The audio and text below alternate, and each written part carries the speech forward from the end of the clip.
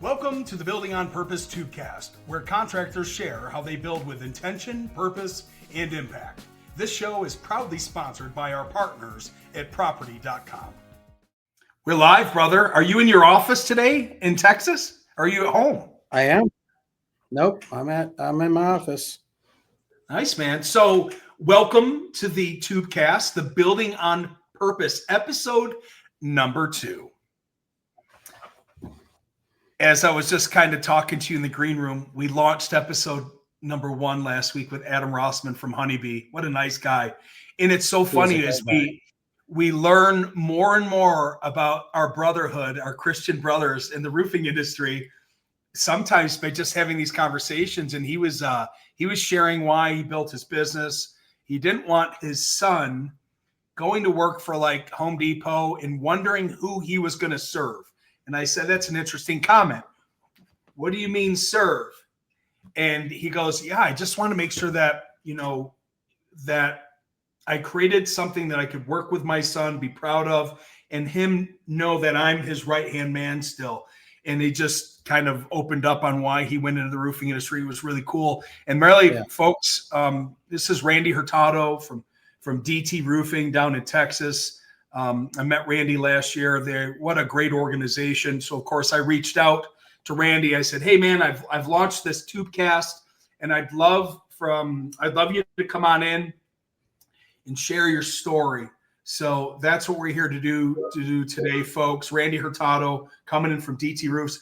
Randy, it's just a real simple TubeCast where we talk about your why. So I'll let you introduce yourself, and then we'll get into what your why and purpose. And the TubeCast is called Building on Purpose. So the whole idea is why are you doing this thing? So why don't you tell the folks here who you are if they've never met you, and a little bit about yourself, there, brother.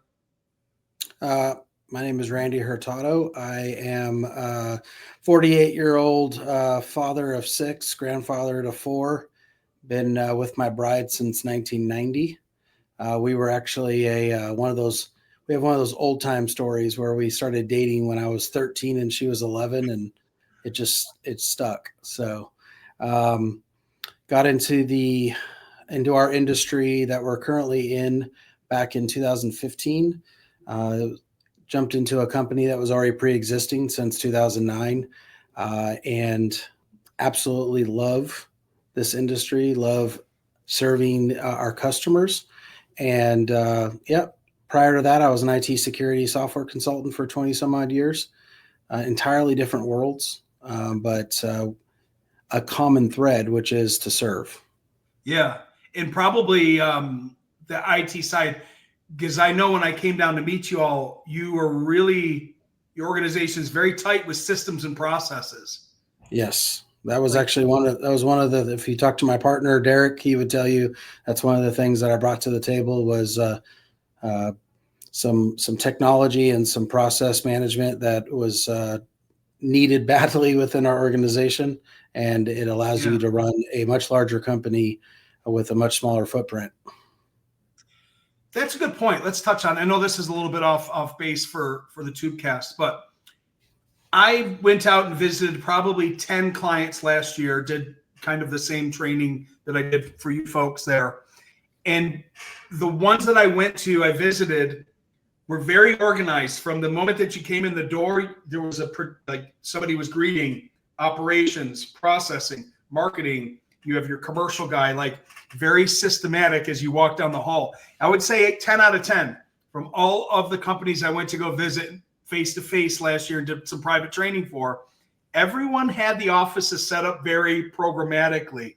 And then I've been out to some offices before in my past life with other lenders that I've worked for, utter chaos, like paper stacks. And I didn't know what this person was doing when I walked in. I'm like, hey, I'm here to see John. They're like, who are you? And I'm like, well, I'm Chris. Just very interesting. The more successful, well-run organizations, their offices, maybe not meticulous, but the systems of how they set it up all the way down through, there was always a flow before I got back to whom I was meeting with. So that's interesting. That's interesting. Did you ever meet Michael Deere from Watkins Construction? No. He's a big OC guy. They're out in total different part. They're up in Mississippi, and he had Okay. really neat. They've got the little mascot, and his name is Drip. I think he's blue. He's like a little blue drip. But anyway, he had a real neat building up there. Real neat organization. If you ever get a chance to meet him, it's well worth the trip. He's a cool dude. So, all right, let's get into the four questions of what we do here on this TubeCast. And I know this is such a cliche question, but I don't really care about the question. I care about the answer. What is your why?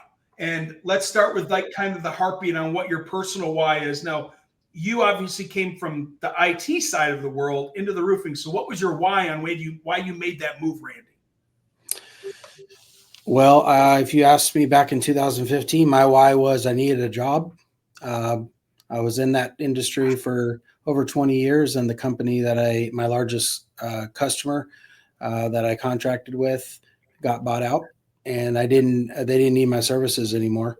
And so fortunately, because I'm a extrovert, I had already built some relationships elsewhere, not knowing that it was potentially going to be a career change.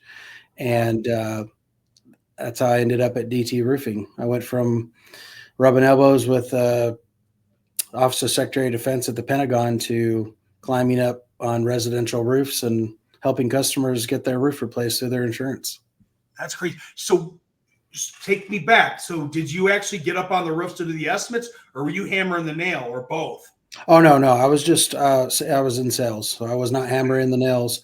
I was definitely, I originally, so if I go back a little bit back from there, I had started dabbling in it, but not because I initially was going to change careers. Derek, my now partner, had asked me some questions during a lunch meeting that I couldn't answer because I didn't know his industry very well. And I was kind of consulting with him, if you will, mentoring, I guess is the better word. Yeah. And there were questions I couldn't answer because I didn't know his industry very well. I understood business and those things I could easily give him some feedback on, but things particularly to the industry I didn't know. So what I told him was, I said, hey, listen, why don't I sell for you on like nights and weekends so I can learn a little bit, and then I can give you some more feedback on how to better your business. Because at that time, I wasn't planning on changing anything. I was doing my IT thing and I was happy. But God knew what he was doing. He was training me up for a change for a career. And so ultimately, that's how it came about. I just learned through osmosis. Learn through doing. I love it. Now, what did the team look like back in the beginning? Because you have, how many sales pros do you have now? Like 27? Oh, no, not that many.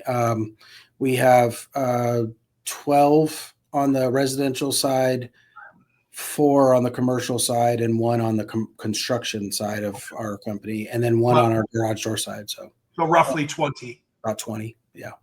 What did the team look like back in the day?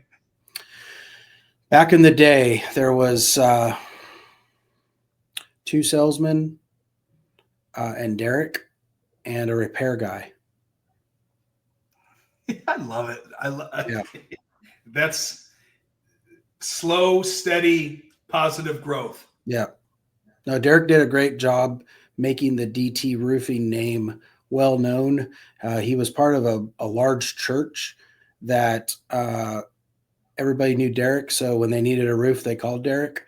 And that was how the name locally started to grow.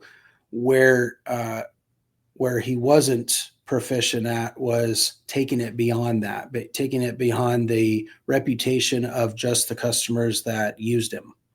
And so what I brought to the table ultimately was actual sales, not just being reactive to somebody needing our assistance, but the acquisition of customers, going out and, marketing and teaching the guys that were on board at the time how to sell, the proper way to sell.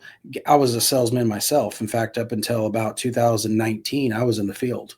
I was about half the revenue of the company, to be honest with you. So that's kind of where the yin and yang came from. Is he had a brand and I had an understanding of sales and marketing, and so we just meshed those two together. And a few short years later, I became a partner, and we just sky's the limit. It went from $1.8 million in 2016 or 2015 to we closed out $30 million in revenue on the residential side of roofing in 2024. That's amazing. My next question is really kind of I think you kind of answered it. Why did you start your company? But I think it'd be more important to touch on what you just said. You're down in a Texas area where it's predominantly what people would show up and just knock on a door and try to do insurance projects, right? Yeah, we're considered a storm market. Yes. But you just mentioned that your team is actually going out and selling. And yeah. It's not controversial. This is the reality now. I think that a lot of contractors are facing throughout the United States. It's the insurance versus sales. When in actuality, I think that I've just watched you just do what you do, and it's help people. And some of it could be insurance, and some of it could be exactly what you said, proactive. So let's just skip number 2 and break down kind of what the numbers look like. What would you say your ratios are on proactive selling rather than reactive insurance jobs? Well, I mean, there's a middle ground in there, because you're going to have, in a storm market, a good chunk of your roofing customers are going to be storm related, because they've been conditioned over their lifetime as a homeowner that if they don't need a roof, they're going to need one eventually. Yes. And if somebody gets up on their roof and tells them that they need a new roof, they're conditioned to just say, well, I'll just wait till the next storm takes it out. Yeah. And so where I think companies tend to fail in even a market like this, where there is storm business, is they're very reactionary to somebody calling them and needing their service, or saying, I need your service, instead of going out and finding the business. And I don't mean just knocking doors. I mean building those core professional relationships with other professionals who, in order for them to complete their job successfully, need a roofer. If you do all that, then when the storm hits, you're inundated with business. Yeah, because you've already set up what matters most is the relationships. That's exactly it. And that is literally the mantra of DT Roofing is relationships. We do all the traditional marketing. But whenever I look back at our numbers, every year, a majority of the revenue dollars come from lead sources that would be tied to relationships. It's not the billboards, even though we have 16 of them in our market, in our service market of 5 counties. It's not the wrapped trucks, of which we have 20 or so. Yes, we do get leads from those, and they do turn into revenue dollars, but a majority of them are self-generated real estate agents, property managers, insurance agents. These people that throughout the year, when the storm wasn't happening, we were still in front of them. We were still grabbing lunch. We were still talking about how we can mutually help each other. And then when the storm came, we were not only their choice for their customers, but for their own personal home. Yeah. Yeah. Relationships. It's interesting because, obviously what we do at Improvifi is we help partner with contractors like yourselves, integrate financing solutions, and then we literally try to partner with you. And I've worked at other lending facilities before. And when I meet somebody new that doesn't quite know what you know about this industry, Randy, I explain it to them like this. And not in a bad way. I'm just honest. We have competitors that will give you a rate sheet, and they're going to give you a rep. And the rate sheet will be the products that lender has. And then the rep might be the person that you hear from 2 or 3 times a year. If you're a heavy hitter, you might buy you donuts every month. But if you don't do 150 jobs a month, you probably won't hear from them. And I made sure that whomever we bring onto our team here, they understand our culture is relationship and partnership driven. That we are not a commodity, nor is financing a commodity. It's about the relationship and serving the client. So it's nice to hear that you're relationship driven. Jay Abraham, years ago, I listened to Jay Abraham and learned a lot from him. And he said to never call your customers, call them clients. Right. And I say that term and I type it all the time, client.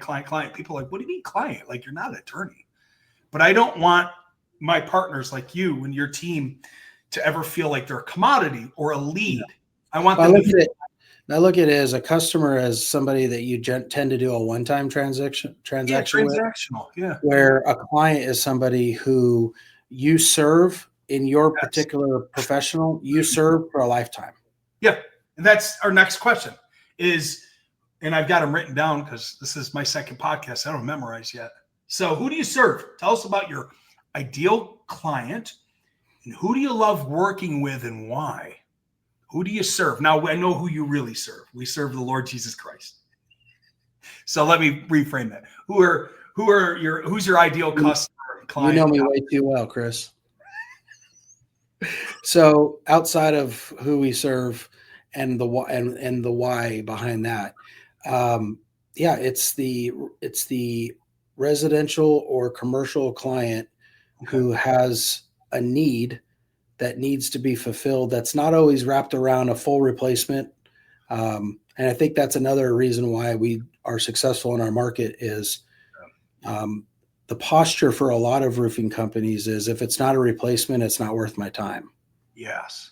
And we absolutely love doing repairs. We love doing a repair because we realize that if that's all that's necessary on that house, or maybe it's just some simple roofing maintenance, that's an opportunity to start a relationship, to become a client of ours for the rest of their life and ours and our company's life.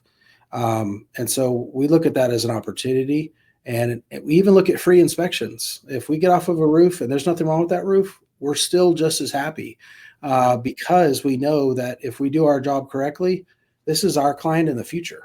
Yeah.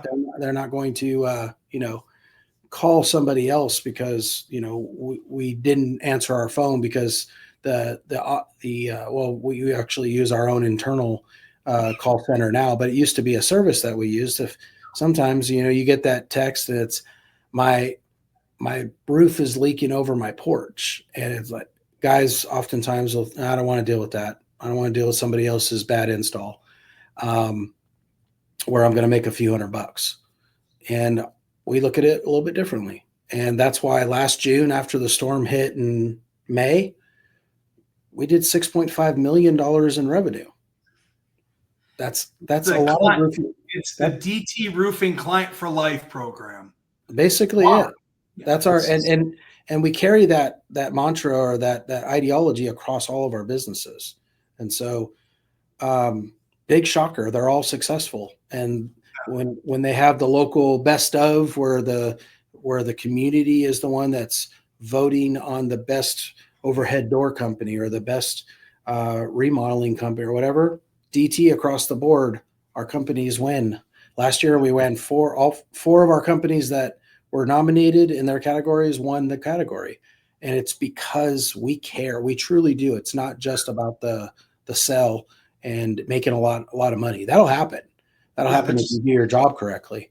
But the customers, and you hear it in their reviews, you hear it in when somebody contacts us and says their neighbor told us, how they speak about us. I was telling my wife the other day, it's so rewarding to read what other people have. I could say all I have to say about myself and about the company. But when you have a person who has no interest in the game speaking highly about your organization, it's so rewarding, because that's the goal, is for them to be so impacted by their experience with us, right, that they're willing to say such kind words and tell people about us as well. Yeah, that's cool. I've also noticed, as I pay attention to the industry, what I love about you and DT is that you're not afraid to share what you're doing to be successful, to help other people, or other roofing organizations. Maybe you have a separate client base that you also work with, but the fact that you're willing to share, it's not a secret sauce. Like, you're out there saying, hey, you could be a roofer in our particular market competing against us, and we're still not afraid to share with you what we do. And we build partnerships and relationships, and here's why and how we do it. And it's almost like when you do that, you have that culture. It's not like a competitor. It's like we're versus them. It's, hey, there's millions of homes out there and people that need to be served and helped. Here's how we're doing it. Feel free to emulate or copy what we're doing if you so choose to. Here's the winning recipe. It's not that whole we're up here not sharing what we're doing type of a thing. No. And then the reality is, and I've said this before, but a lot of folks, you could tell them, you could give them the secret sauce, the secret ingredients, but they're not going to do anything with it. Nope. Because what you can't teach, and I talk a little bit about this with the companies that I mentor, is when we're hiring new people, is I don't hire new people based off of a job description. Now they may have applied based on the job description. Right. What we hire off of is things we cannot train, because I don't want somebody. In fact, I don't remember the last roofing salesperson that we hired that had roofing sales experience. Right. The most recent hire, he was a pastor at a church, and he, after serving his congregation for 15 years, they were going a direction that he wasn't really feeling, and all biblical. Just he wasn't interested in going in the direction that they were going. And I had been trying him for years. Literally, he'd tell you, like, hey, we still got room on the staff and everything. And I said, well, whenever that changes, you have a home. And he called me up one day and said, man, I think God's calling me to do this. And he also knows that in our company, it's still a mission field. So it's not, you're just leaving the church, but, the Latin word comes from Ecclesiastes, the ecclesia, that's the people, that's the church. It's not the building. And so we're still serving customers here, and he loves our culture, and that he doesn't have to be ashamed to be who he is. And I think that's really important, that you hire for what you can't teach. Integrity plays well with others, things like that. This is what I was talking about. This is one of those excerpts that we don't do hour-long podcast here. We do short, under 30-minute, hard-hitting ones, and that's an excerpt right there that'll probably be shared out. So I'm really glad for you sharing that. And how's he doing? How's the pastor, retired pastor? He can still speak from the top of the roofs. He's killing it. He is actually. He would tell you he's doing better than he thought he would right out of the gate. And the reality is because he is who he is. He's a joyful person. That's why you always went after him. You're like, someday. That's right. It's his disposition that people love. It's not all of his roofing knowledge that he inherently has. We trained him, but it's his disposition. It's the way he carries himself. I learned something from him, and it seems like the theme of most of these podcasts I do, I talk about God a lot, but that's okay. So he taught me something recently. We were at a restaurant, we were getting lunch, and our lunch came, and we always bless our meal, but he threw something out. The lady put down our food, and he said, "We're about to bless our meal. Is there something we can pray for you for?" And I was like, "That is awesome. I love it." And so it's the culture. We couldn't ask for better guys. So our whole team is amazing. I get a text message from Brian Jones. He works in the marketing tech field once a month. He says, "You've come around again. What would you like me to pray for you?" That's awesome. And sometimes I'm asking him for some help, maybe for me. But the last month, it wasn't for me. I had a whole bunch of people that week on social media asking for prayer requests for their sick family. I said, well, hold on, Brian. I think I got a list. Just bear with me. And I went through social media. I'm like, this guy, if you could please add these people to your list. I know you don't know them, but so he reaches out once a month. I must be on auto dial, because he reached out to me when I was building this company, and I was down in Florida. It was myself, and Tiff wasn't with me at the time. We're up to 17 people full time now in 1 year. It's awesome. kind of great. But anyway, and I was hurting, man. I was emotional mess. I didn't know what I was doing. I was stressed. I was running out of money. And he reached out to me on the day that I needed, and we did this, and he prayed for me, and then he sent me a postcard.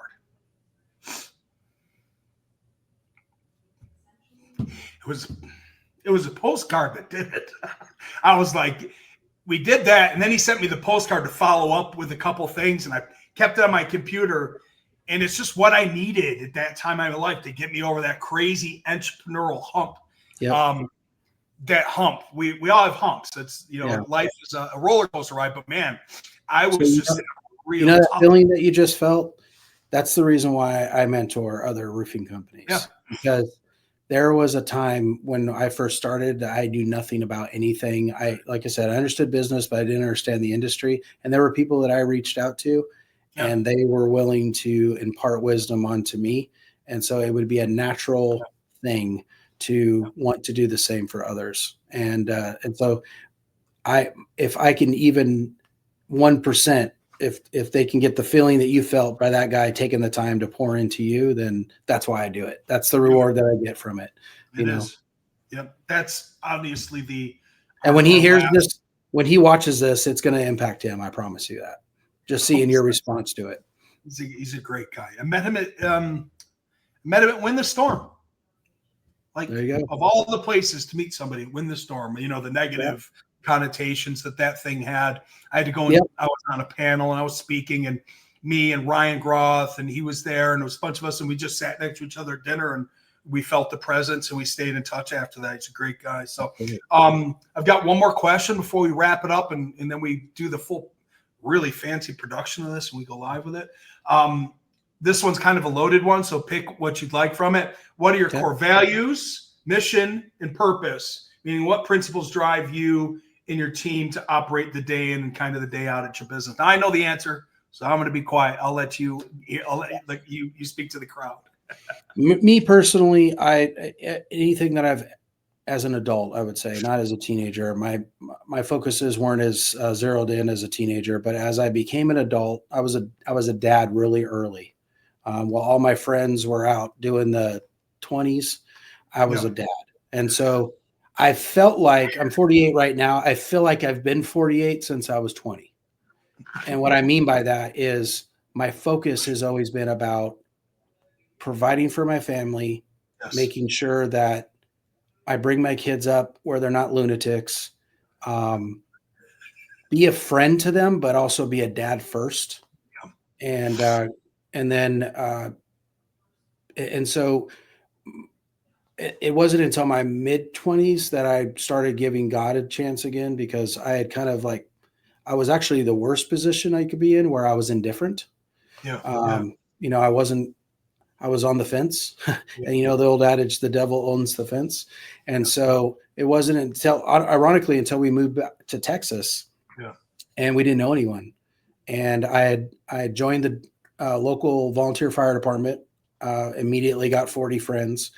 But I told my wife, I said, I think we need to get back into church. We weren't living right. I mean, we were living fine, like the nuclear American family, but as far as our values and our morals, my mouth wasn't exactly great. So I just told my wife, I said, I think we need to start, looking for a church. We did some church hopping, and we found one, and we've been there for a long time. But I went on a mission trip to Brazil, and it was like a 10-day trip with nothing but men. And we went out there for the sole purpose of building some facilities for some less fortunate out there. And God got a hold of me.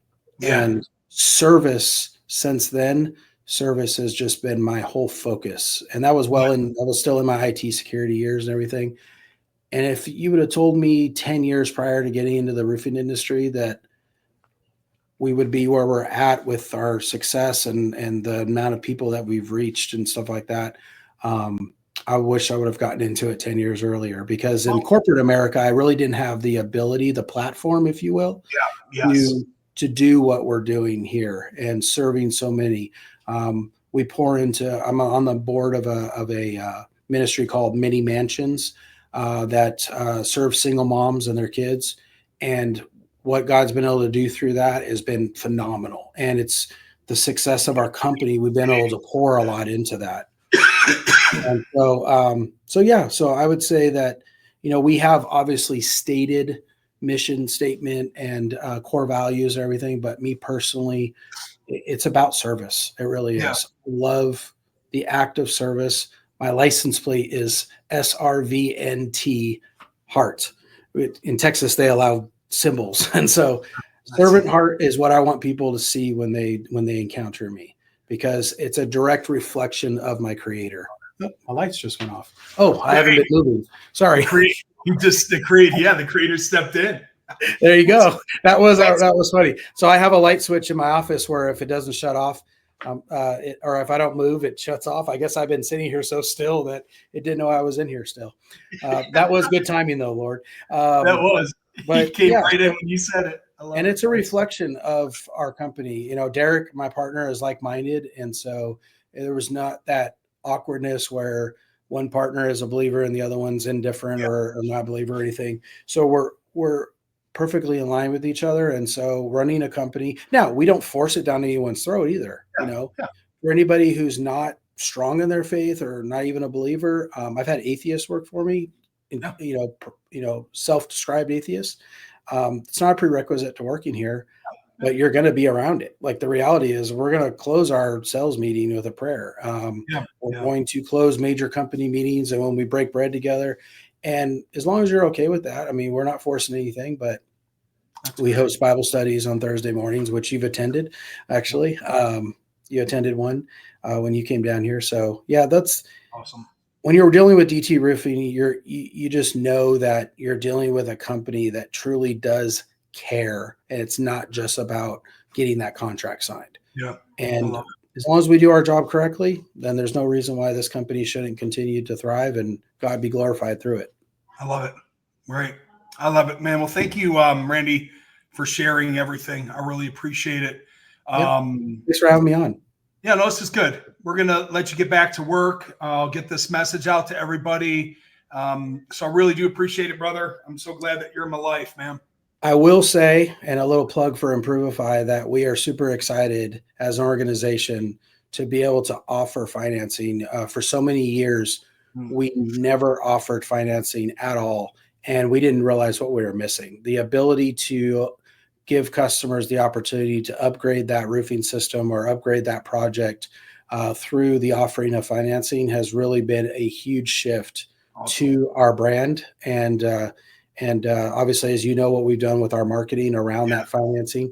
So really keep doing what you're doing because you're really helping companies succeed in that regard. And if you're not offering financing as a roofing company in 2025, you're going to be left behind because deductibles are only getting larger. And the average homeowner in America has about $2,000 in their bank account. Yeah. So it's important to offer that. If you don't, the other guy will get the job. Yeah, man. Appreciate you so much, Randy. Thank you, brother. I will get this all produced for you, send it out. And if you'd like to share it with your population, feel free to do so. I think the message is definitely worth sharing. Thank you again, Randy, man. I appreciate it. Thanks, Chris. Take care, buddy. Take care, man. Bye. Thank you for joining us today on the Building on Purpose TubeCast. We look forward to the next episode. We'll see you then.